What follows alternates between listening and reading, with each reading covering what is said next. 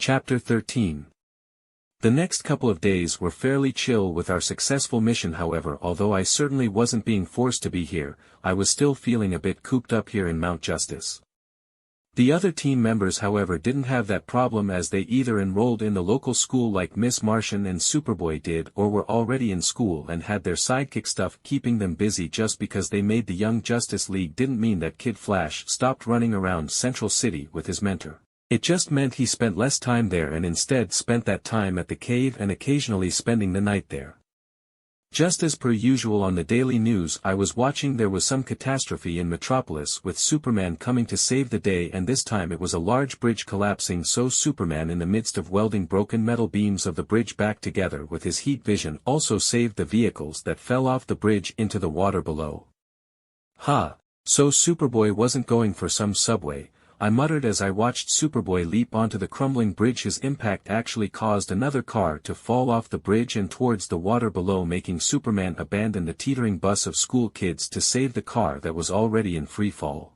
Superboy, seeing the large yellow teetering bus, ran forward and with obviously a great deal of effort managed to pull its rising backside down to the ground and stabilize it, but in the 20 seconds it took him to do that, Superman saved the falling car and pushed back several others from the collapsed section of the bridge before he flew over to Superboy and with one hand effortlessly dragged the large school bus back onto the bridge. Well, that's going to piss off Connor. I grimaced as cameras were locked onto the forms of Superman scolding Superboy for his rough landing on the crumbling bridge that endangered the lives of others when he had it well under control. But then Superman froze and cocked his head to the side, and I realized he was probably listening to something in the distance, or maybe a disguised earpiece, as he said a couple more words to Superboy before he quickly flew off in a blur the cameras couldn't track. Not even 5 minutes later I heard the teleporter go off with Connor stomping through the base, and he obviously caught me watching a news replay of what happened earlier, and he blushed heavily in embarrassment. "Let's go fight. I need to work something out." He growled, and I sighed but nodded, following the Kryptonian into the workout room with a thick and reinforced mat placed in the middle of the room that supposedly held up to Wonder Woman and Superman lightly sparring on it. "No pining, no energy beam bullshit. Just my fists and your fists hitting each other." He grunted, ripping his tattered Kryptonian branded shirt off his chest, and stood with his fists in something close to a boxing stance. I stood across from him on the other side of the ring, and just as I thought, he was fucking fuming in anger at Superman's dismissal as he made a war cry as he leaped at me. For a moment I considered just kicking aside the leaping man that was obviously trying to land a powerful Superman punch on me with his dozen-meter leap, but I knew that just playing with him would just make him even more pissed, so I mentally grunted as I coated my body in a dense hierro and met his war cry with my own. Our fists met with a loud crash that blew aside the air, launching us both backward with the momentum of our punches exceeding the force of our movements forward. But whereas I was pushed back only a meter, Superboy was launched the fully 10+ meters to the other side of the ring, as I actually had leverage in using the ground whereas he was hit in the air. "I am not much of a brawler, but I will try to keep up, Superboy," I said as I kept my fists up and disregarded my hollow instincts that served me so well in hell, that insisted on me just grabbing onto my prey and simply ripping their limbs off, or likewise making my hierro-covered hands stab into their bodies and rip out their organs. In the end, a blunt fist is much less valuable when you can simply rip opponents apart in a melee, especially when you are outnumbered. Superboy, seeing me meet his blows and didn't pull any bullshit tricks like pining or knocking him on his ass by kicking out his knees, couldn't help but grin as I fulfilled his existence goal.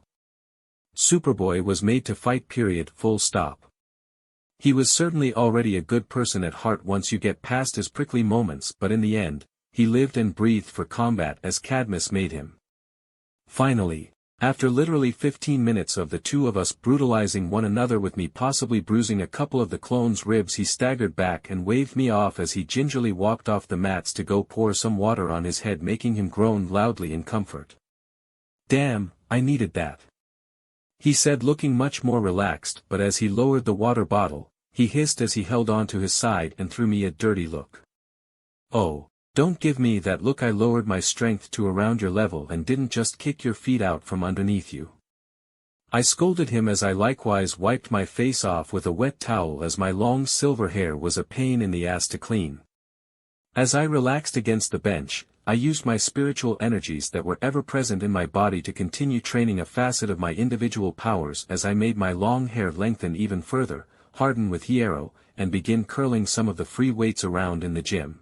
Fear me, for I am the salon man, I said sarcastically as I juggled the large weights with my hair, making Superboy burst into laughter. Normally you would think, wow, super hair. That's dumb as all hell, but try flying at full speed straight into a single taunt hair that could support the full weight of a train. Yeah, seeing someone bisect themselves would be hilarious. Not to mention I had managed to pick up Jiraiya's techniques that would cover my body in extremely durable hairs, or by greatly lengthening them I could smother and capture an opponent with them. It's not time manipulation or anything, but it's still something. I thought as I took heart in that I was getting more adept in controlling my spiritual energies, and I planned on focusing on my Garganta ability to get into space manipulation in general, as simply sealing away beings here in DC will be far easier than killing someone like Clarion if I couldn't get my hands on them. Well, let's get going. Supposedly Black Canary is supposed to be giving us a pep talk and stuff, I said as I carefully had my hair put back the weights they were carrying and recede, so my hair was only coming down to the bottom of my back.